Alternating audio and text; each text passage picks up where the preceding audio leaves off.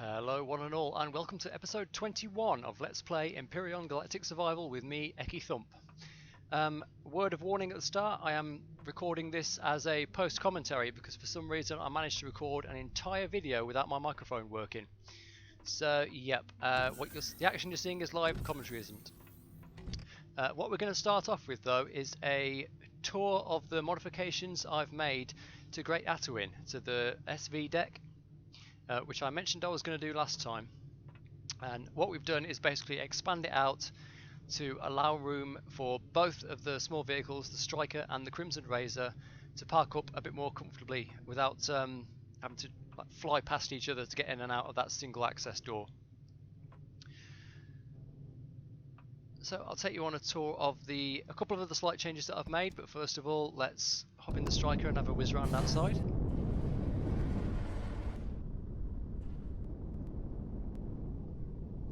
It's not the prettiest modification. Basically that lovely sloped shell part at the front I've just turned into a long rectangular bay with a door at either end. Does it make Atuin look a bit ugly? Does it spoil his lines? Frankly yes, but it works, that's the main thing. It lets us carry all three of our vehicles now from planet to planet. So I'll park up back in here, and you can see on the left there I've got roof access. I can't remember if I'm going to go and show you the outside, but I have put a way to get up into the roof. I am going to go outside. Okay.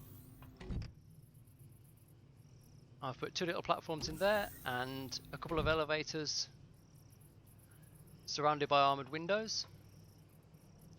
So now you can get up to the roof in case you ever need to. If you need to get up there to fix, let's say, the middle artillery turret, and you can't get up there any other way. So, what were the plans for this episode? Well, we've just finished conquering Omicron, and obviously next target is Omicron Moon. We want to get up there and we want to build a base, but one problem is there are no trees on the moon, so all the wood we're going to need to build our fancy new base on Omicron Moon we're going to have to take with us.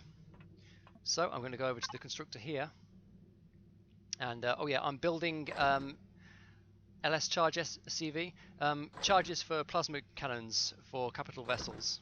I've put 3 of them in Atuin's head, I'll show you that a bit later. So now he has some fixed forward fire armaments in place, because we got a lot of, surprising amount of Erestrum last episode. We had some, the other stuff, the red stuff left over.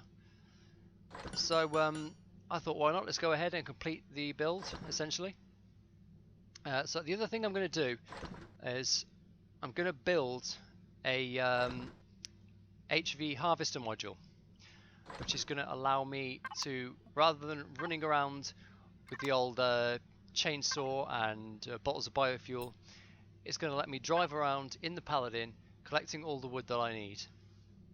Here I'm just checking to make sure I had it unlocked, and I did. It's actually classed as a weapon, and that's how it operates. Basically, you press the fire button and the blades rotate. There, I found it. There we go. It's added to the queue. So I'm going to build one of those. I'm going to stick it on the front of the Paladin, and yeah, we're going to take it out and we're going to cut down some trees. So let's cut here and jump to the tree murder. So here's my initial attempt. What I've done here is I've put the harvester module flush with the actual front of the Paladin, and it didn't really work that well. It took a lot of effort just to get one tree cut down. What I actually need to do is push it one forward so that the harvester module is 2 blocks deep, and the front of it, the bladed part, needs to be sticking out 1 block in front of the actual vehicle, so that it can dig itself into the trees, I guess. I'm going to be here for ages trying to cut this tree down, so I'll cut to the shot of me changing the setup a bit. Right, here we go. So I've grabbed some steel blocks out of the construction cargo bay. I've put one in the middle and I've attached the harvester to it, and now you can see this is what it's supposed to look like. The blades are sticking out in front and they're free to dig into the trees. So I've changed it red to fit in with the rest of the paladin. I've changed the block behind it to black because well, it looks a lot better. And now I'm going to head out and find some trees, and this is going to go a lot more smoothly.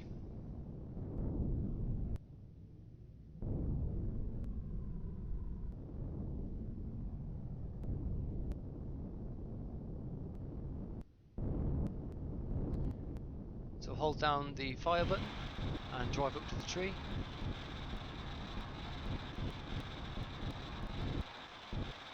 And when you can see like sparks fly in and leaves coming off it, you know you're in contact. And there you go. So that's 4 wood logs. And the wood logs, for anyone who didn't know, go into the harvester's own inventory. They don't go into your inventory, they don't go into cargo boxes. The harvester has his own inventory for wooden logs that it cuts down. So there you go, and I'm going to now happily drive around Omicron, cutting down trees, gathering materials for the next build. Now you'll notice here I've got the view dragged up, which I've done by putting it into look around mode by tapping Alt and then moving the camera around with the mouse. Trouble with that is it stops me from using the mouse to steer. So I've got to essentially use both hands on the keyboard, plus I've also got to use the right hand on the mouse just to fire the harvester module. So what I'm going to do to let me entirely control it with the keyboard, I'm going to bind the secondary key for fire to numpad enter.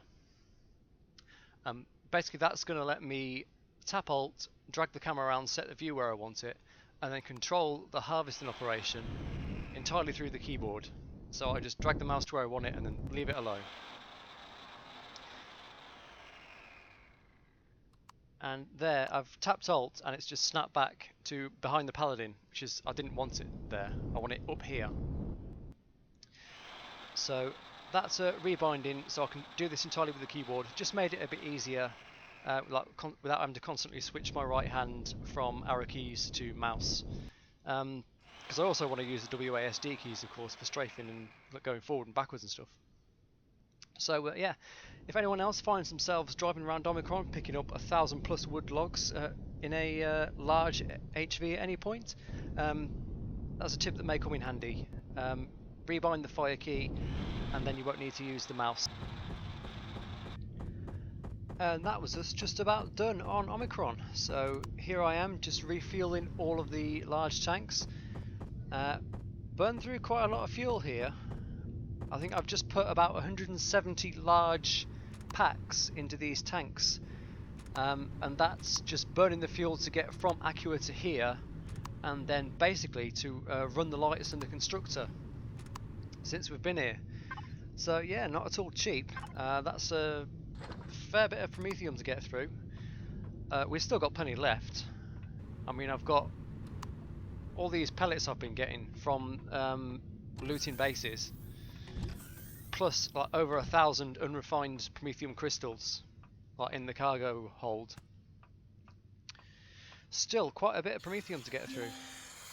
So I'm going to have a quick nip of oxygen and I'm going to refill my life, even though I don't need it, but okay. And yeah, I'm in the cockpit. So that's it. Farewell Omicron, you've treated us well. You've given us a lot of very good loot. You were way better in that regard than Aqua was. But onward and upward we must go. I'm going to reload the pulse lasers just in case. Quick shot of the lovely Omicron Manor there, which we're going to leave behind forever.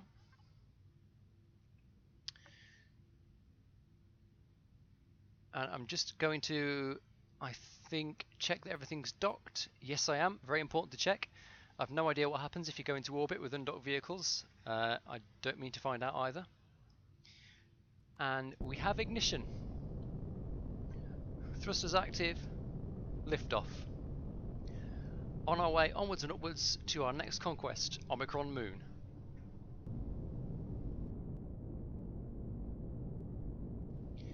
Here's a first person shot of the approach to our next conquest. It's nice being able to look around the cockpit in this thing.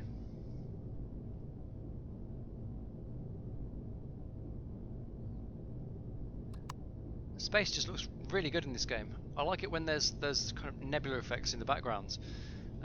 Space obviously is generally pretty black, but let's be honest, it's a game, you know. If you can make it better than reality, do so. So I'm just going to spin around here to avoid the old fishnet. Alright, and we're going to take it out of orbit, straight back into orbit again, and then back out of orbit. There we are. And this time we're going to stay out of orbit. Doesn't really matter where we set it down here. Yeah, I'll just whap it back into third person, make the landing a bit easier. It is very, very difficult to try and land this vehicle in first person mode. Believe me, I tried when I was first flying it around in creative mode. It's just such a massive vehicle. And you just got a shot there, I think, over Atawin's shoulder of the first thing we're going to go and explore, which is the crashed ship POI. There it is, just sneaking into view. Now I'm not sure whether there being another one on Omicron Moon invalidates my theory that this is your ship that you escaped from in the escape pod, because this is the other starter system, but surely, you know, the devs would have known. Well, the devs would know which system you're starting in, and they would put a crashed ship on that moon. They wouldn't just put one on both of the starter moons just in case. On the other hand, of course, it is still an alpha game, so I still don't quite know. I choose to believe that it is your ship, and it's just there so that whichever system you start on, you can like discover it. But anyway, we've landed, thrusters off, and I am going to hop out of the cockpit, and the first thing I'm going to do is run downstairs, get in the Paladin, and we're going to go and save the wreckage of our ship from those drones that are congregating around it. And here we go.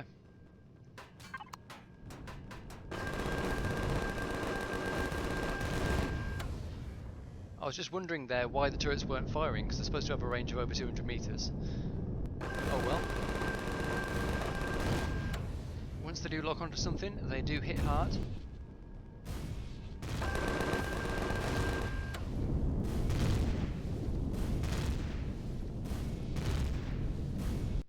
Now listen to the noise in the background here.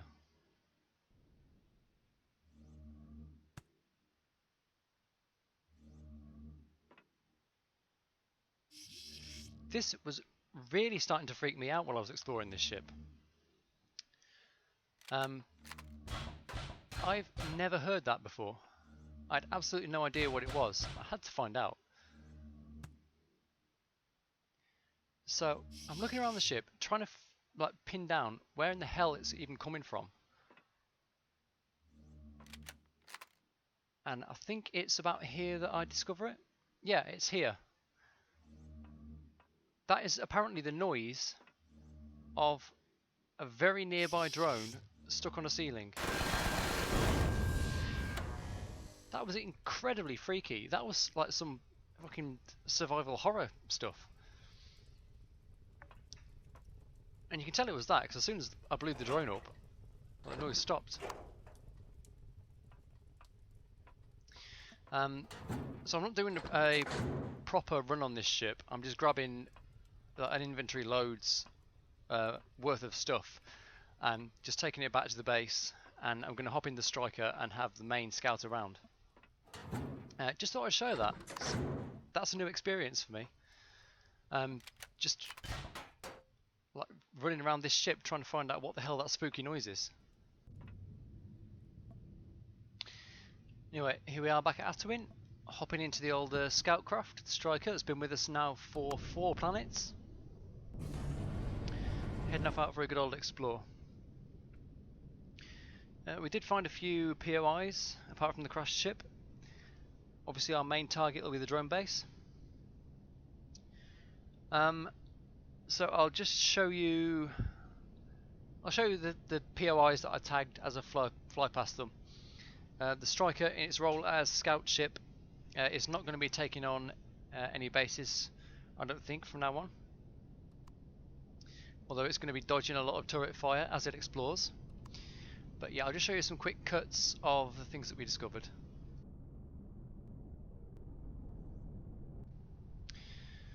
And we're just coming up on the first discovery, and also the first target, the Omicron Moon drone base, with its 2 red turrets, 2 green turrets. We've got a bit of a struggle on our hands just to stay on course. I think I'm actually going to take a couple of hits in this one. I'm not going to actually blow up or lose anything. Didn't help that fishnet was there, so I'm just out of range of the guns and I've got to turn back towards them if I want to continue my north-south sweeping pattern.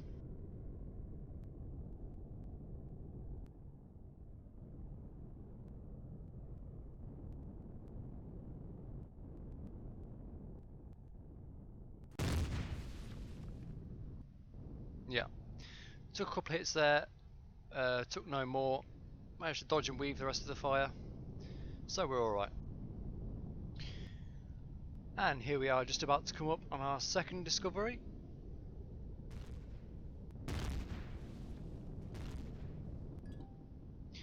Ghost Rider Base 1, which we've already seen. That base was, I think, the first one we hit on Aqua Moon, and here it is again on Omicron. Not too much trouble with this one. We managed to dodge the fire fairly handily. And here comes the fourth and final POI, counting the crashed ship, Ghost Rider Defense 2. Now we have seen a Ghost Rider Defense. I'm not sure if we've seen Variant 2. It's actually not that heavily defended, only green guns, which we can handle fairly easily. It only really seems to be the red guns that give me any trouble. So yeah, that is all of the POIs on Omicron Moon scouted out. Nothing fantastically excitingly new, but we've got plenty to do, and of course we've got a base to build. So next step for me is going to be to fly back to Atwin and hop in the Crimson Razor and take it out and take on the drone base. So before I take the Razor out into real combat, one thing I wanted to do was to upgrade its steel blocks into hardened steel, and since I haven't shown how to do that before, all you do is you take the multi-tool, you hold down shift and point it at a block, and if you have the materials to upgrade that block, the text will appear below the name of the block in white. If you don't have it, it'll appear in red. But if you do have it, all you do is hold down shift, point the multi-tool at the thing, press right click, and with a nice satisfying thunk, the block is upgraded. So I'm just going to go around the Razor, and all of the steel blocks I can find, I'm going to upgrade them to hardened steel, and then we'll get out into combat.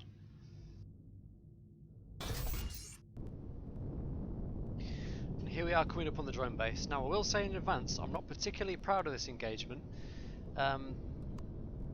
It took a very long time to get the turrets down.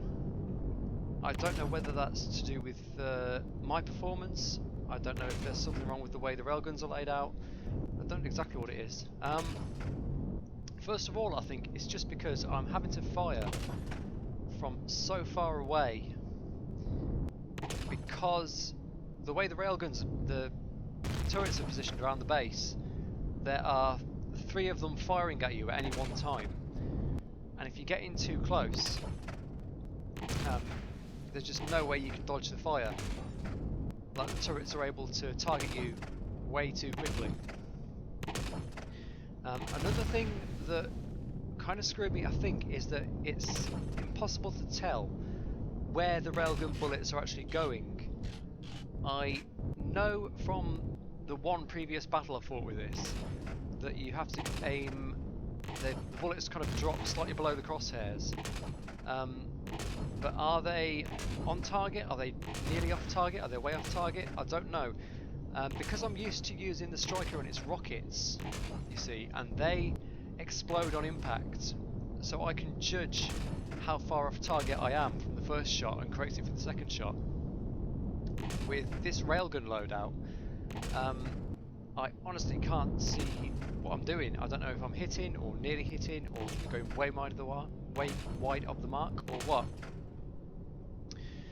But I'll just leave this in because it was an interesting sort of battle. Here's me sort of edging around the base, just trying to draw a bead on any of the turrets and just, you know, gradually taking hits, getting little dings here and there. I mean, the red turrets, to be fair, don't hit that hard, but their particles come very fast and they're very difficult to dodge, which is why I was staying at long range.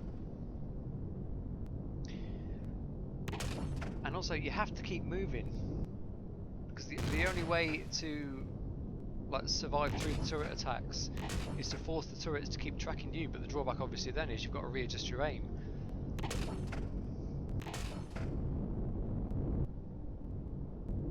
And with this far into the battle, I've got 5 railguns shooting, and I don't think I've taken out any of the turrets yet. So I'm kind of sinking down and swerving round, trying to get in a bit closer, trying to see what I'm doing.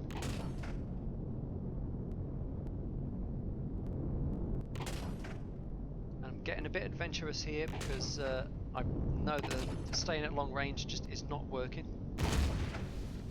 And I think that was nothing important blowing up. That was just one of the front nose cone blocks.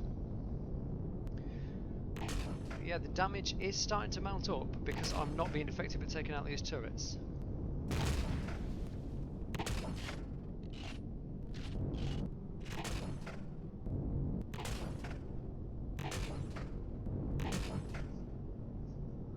I don't know honestly whether it would be a good idea to switch back to rockets. So I know they don't have the range of the railguns, but I am fairly comfortable with using them to take on a base.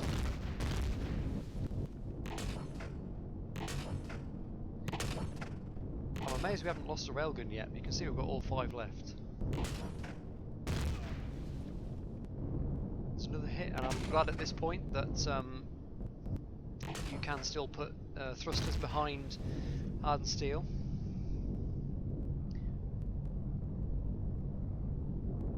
I think it's at this point that I decide this just is not working. I'm going to have to retreat and repair and come back in again.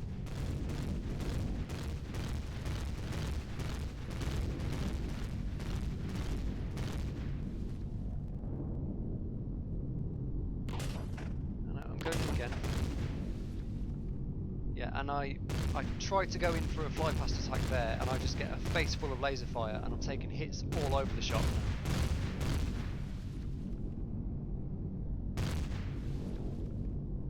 And I'm just thinking, you know, at this point, you know, fuck this. This could well end up being my first death if I don't change up my tactics a bit.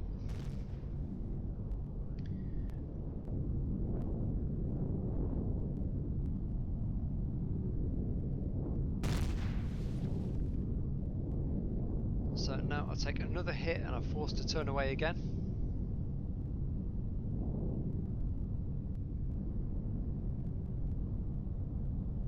And yeah, I'm just going to sneak behind this incline, hop out and repair the damage as best I can.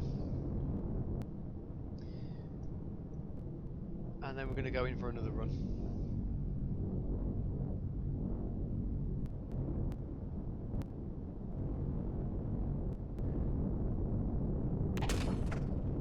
See, it's not that I've got particularly bad aim. I'm taking on these drones absolutely fine.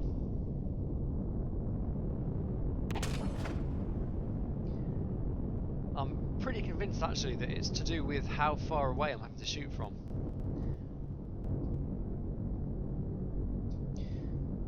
But here we are. I'm going to set her down on the ground, hop out with the old multi-tool, fix up the damage, and then try again, basically. Alright, so we're fixed up, and this is a few minutes later. Back in action, still having a bit of difficulty, but I think this is where the turrets actually do start to fall. I think I got some damage on them the first time round. I just didn't manage to take any of them out. And at this point, I'm just thinking, you know what? If I die, I die. I'm going to have to accept some hits to getting close enough to take out the turrets. And I think, I mean, I didn't even see it blow up, but somehow I think I managed to take out a red turret, because there's now only 2 green ones firing at me. And once the red ones are down, it becomes a lot less scary to kind of hover in place for a while and shoot at the green ones.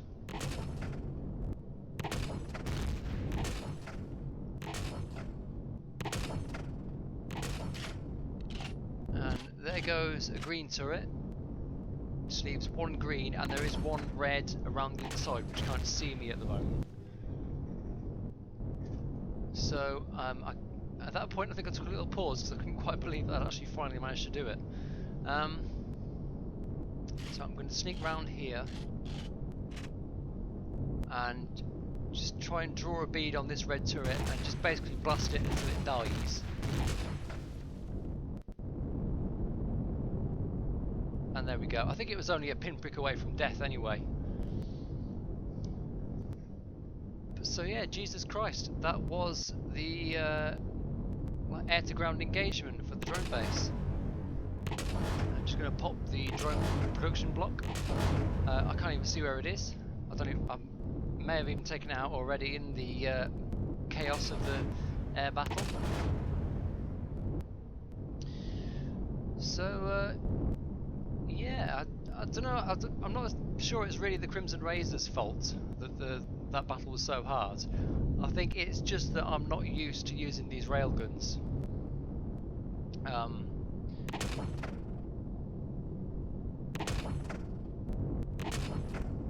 Yeah, it took a few goes to take out that drone. Yeah, I think I've just got to get used to using these railguns on like air-to-ground assaults, or I've just got to switch them out for rocket launchers and go back to what I was doing before, but this time with a sort of heavier, harder vehicle. Anyway, this is where the ground assault on the drone base begins, which you've seen before at least twice at this point. This is the same model of drone base that we saw on Aqua and Aqua Moon. So I won't bother showing the whole thing. I'll just do, as I did before, the violence and loot montage. So here we go.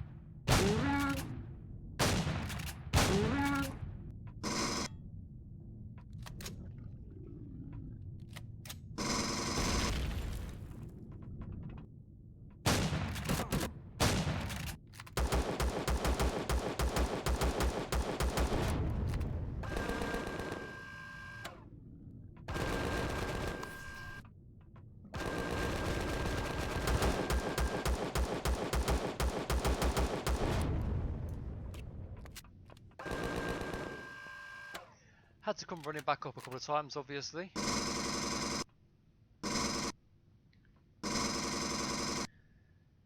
To defend the Razor from drones wandering by.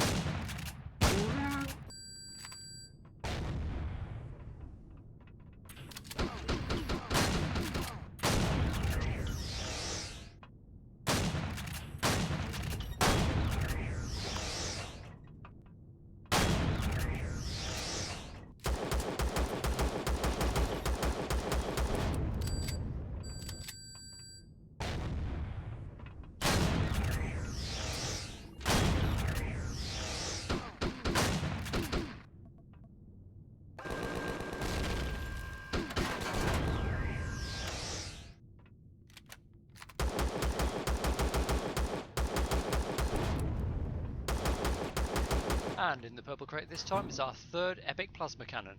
Aren't we lucky? It's like Christmas come early.